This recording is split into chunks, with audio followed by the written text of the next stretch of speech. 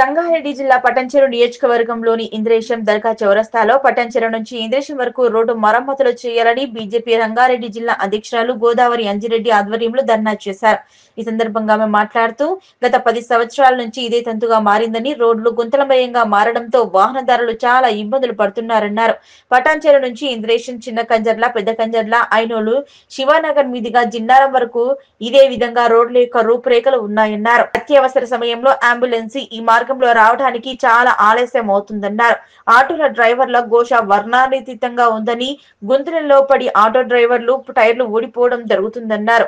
గతంలో రోడ్ల మరమ్మతులకు శంకుస్థాపనలు చేసి శిలాఫలకాలు పెట్టి వదిలేశారన్నారు. ఇప్పటికైనా రోడ్డు తమ మరమ్మతులు చేపట్టాలని కోరుతున్నారు.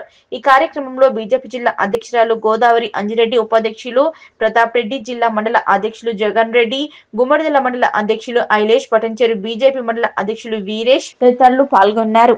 ప్రజలను దృష్టిలో పెట్టుకొని, ఓటేసి గెలిపించిన ప్రజలను దృష్టిలో పెట్టుకొని, ఇక్కడ ఉన్నటువంటి ఆటో డ్రైవర్లను దృష్టిలో పెట్టుకొని, వాళ్ళు పడుతున్నటువంటి కష్టాన్ని మీరు ఒక్కరోజు మీరు ఈడంగా వస్తే తెలుస్తుంది మన పరిస్థితులు.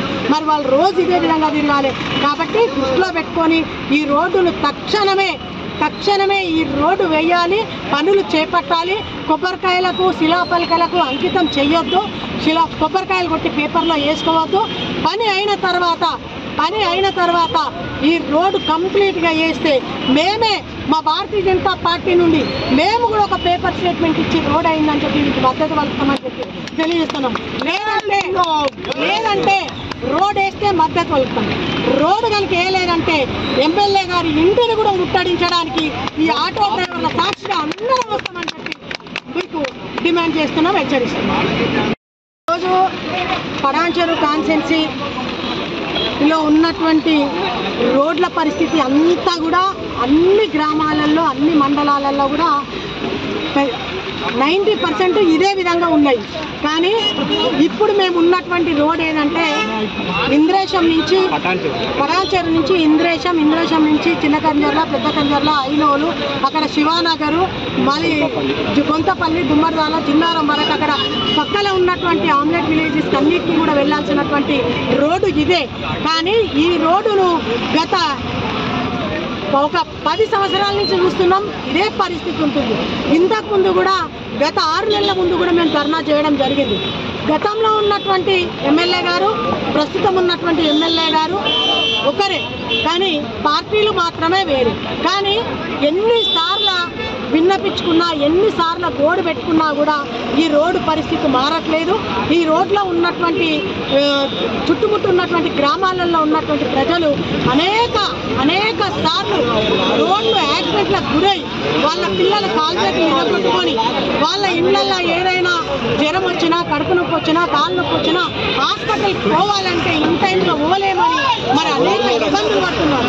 మరి వాళ్ళ ప్రాణాలు ఉంటాయా పోతాయా కూడా తెలియనటువంటి పరిస్థితిలో ఉంది.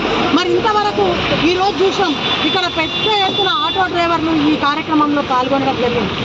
ఒక 100 మంది ఆటో డ్రైవర్లు ఈరోజు ఈ ప్రోగ్రాంలో పాల్గొన్నారు. ఆటో డ్రైవర్లు రోజు వాళ్ళు ఈ రోడ్డు కనుక సక్రమంగా ఉంటే 5-6 ట్రిప్పులు కొట్టుకుంటే వాళ్ళ ఇంట్లో వాళ్ళ జీవనోపాధి గడుస్తుంది. అది కాకుండా ఉచిత బస్సులు వేసి వాళ్ళ పుట్ట మీద కొట్టినాం. కనీసం రోడ్డు కూడా మంచిది లేకుండా ఈరోజు 2 ట్రిప్పులు పోయి వచ్చేసరికి వాళ్ళకి సాల్సాలు అవుతుంది. ఆ 2 ట్రిప్పులలో ఎప్పుడు దిగబడతారు? ఇప్పుడు నేను వచ్చేటప్పుడే 3 దగ్గరలో చూసినాం ఆటోలు దిగబడము, బైక్ పడిపోవడము అన్నీ. ఇప్పుడు మేము ఇక్కడ ధర్నా చేస్తున్నటువంటి సందర్భంలో కూడా ఒక ఆటో దిగబడింది. ఇప్పుడు మీరు చూసారు కూడా దాన్ని లేపడం. అంటే ఆటో దిగబడము, ఆటో గుంతలలో పడి అందులో ప్యాసింజర్స్ కూడా కింద పడి రోడ్ల మీద పడి దెబ్బలు తాకుతున్నాయి. కానీ ఎవరికి కూడా పట్టట్లేదు. మరి మొత్తానికి అయితే ఏం చెప్తారంటే కాంగ్రెస్ ప్రభుత్వం వచ్చింది, ఇక్కడ ఉన్న ఎమ్మెల్యే గారు ఒక మీడియా ముందట్టుకు వచ్చినా, ప్రెస్కు వచ్చినా, పేపర్లలో వచ్చినా మరి రాతలకు మాత్రం కోట్లున్నాయి, కోతలు మాత్రం శూన్యం. ఇక్కడ ఏది కూడా లేదు. ఒక పేపర్ స్టేట్మెంట్ చూసుకుంటే జరుగుతున్నటువంటి అభివృద్ధి శూన్యం. పేపర్ స్టేట్మెంట్ మాత్రం 100 కోట్లు, లక్షల కోట్లు, వేల కోట్లు, అందులో ఇంకా సొంత నిధులు, మా సొంత నిధులతోటి మేము అభివృద్ధి చేస్తున్నామంటారు.